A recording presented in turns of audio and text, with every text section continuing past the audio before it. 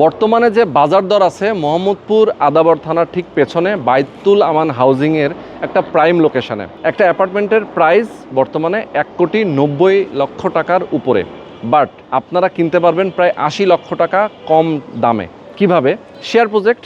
আপনি জাস্ট এখন টাকাটা দিবেন, জমির মূল্যটা পরিশোধ করবেন, কনস্ট্রাকশন হবে, 3 বছরে এই অ্যাপার্টমেন্ট আপনার রেডি হয়ে যাবে। ফিক্সড একটা অ্যামাউন্ট তারা দিচ্ছেন 1,17,00,000 টাকা।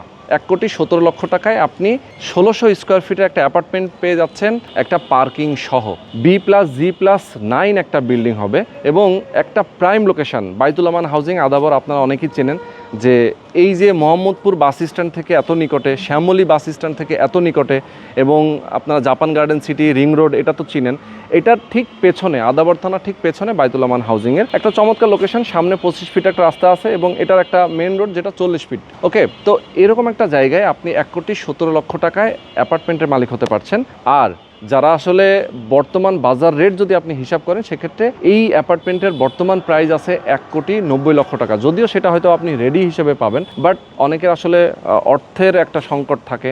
অনেকে ব্যবসা করেন যে একবারে এতগুলো টাকা আপনারা যারা দিতে পারেন না, তাদের জন্য কিন্তু এই সুযোগ। আমি বলবো আপনাদেরকে, যারা আপনারা চান অ্যাপার্টমেন্টের মালিক হতে, কিস্তির মতো করে অল্প অল্প করে টাকা পরিশোধ করবেন, 3 বছরে এই অ্যাপার্টমেন্ট রেডি হয়ে যাবে।